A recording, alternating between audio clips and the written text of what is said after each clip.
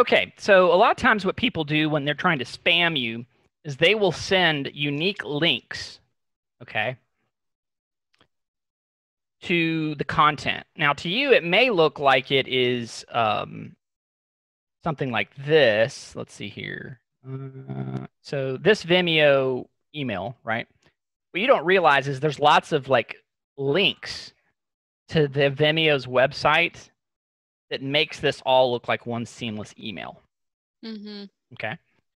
And that's all well and good when it's somebody you trust. But if it's a spammer or someone, what they'll do is they'll create, and maybe it could even just be Vimeo. They're trying to track how often you check and see their email. And the way they do that is each of these attachments may, or not maybe all of them, but some of them will have unique properties to them. So they know when you look at the email message, because you downloaded these images in and put it into this, they know you looked at it.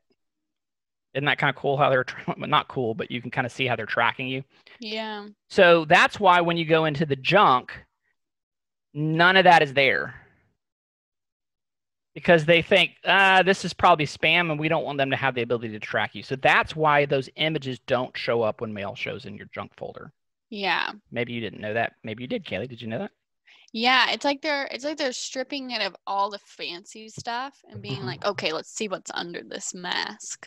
And it's like really going to the roots of what that email looks like to give you a fighting chance.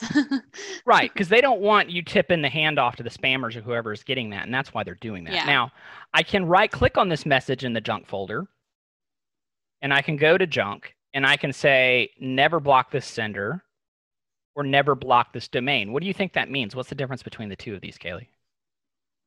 Well, the domain can be more than one person from that company. Right. So see how this example right here shows @example.com? Right. So if I whitelist @example.com, any email coming from @example.com, in this case it would be @sportclips, would not be blocked. Mm-hmm.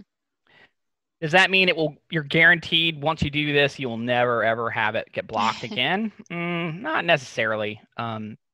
We are switching a lot of our users that are on Office 365 to Advanced Threat Protection that is managed by Microsoft. It's really good. It also can be sometimes aggressive. And sometimes we've had to whitelist it at the enterprise level. So if you find messages in your junk that you're, like, let's just say that you just switched to the Advanced Threat Protection, it's going to have to take a little bit for it to learn your habits. So you're going to need to train it some by saying, no, this is not, this isn't junk. After the first few weeks, it'll start planing out and get pretty consistent. Yeah. But if you have problems after you're marking them as junk and it's either going into the junk or not going into the junk, even though you're marking it to do that, just create a ticket and forward that email as an attachment to us. And what do I mean by that? I would create a new email message like this and drag the message right into here. So you would just, in this case, I would just grab it and place it right in the email message. And see, it attaches the whole email message, not just copies the content. It's not a forward. Why would you want to do that? Why is that helpful for us, Kaylee?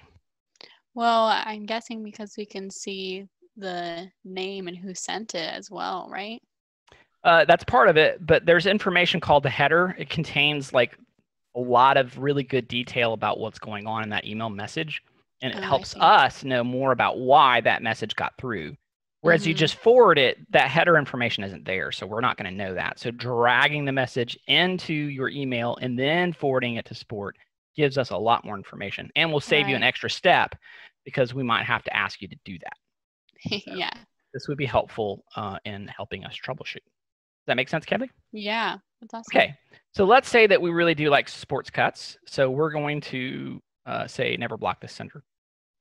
And I'm going to say if the sender no reply has been added to your safe senders list. Great. Nothing happened. It doesn't automatically move it from your junk back to your inbox. Okay. It just knows in the future. It just knows in the future. Now, it will do it the other way. If it's in your inbox and you say, this is junk, I don't want it in my inbox, it will yank it out and put it in your junk folder, but it doesn't do it the other way. A little annoying, but I wish they would do that, but they don't. Okay, so how do I do this? So I'm going to take this mail message and I'm just going to drag it right from here and I'm going to put it right in my inbox. And when I do that, then I can go back to my inbox and there's my sport clips. Now notice, look at that, the images now show up. See, that's what that's what it looks like. Supposed to look like. Supposed to look like. Yeah. Isn't that interesting? Mm-hmm. Okay. Does that make sense? Now, where is that safe sender list?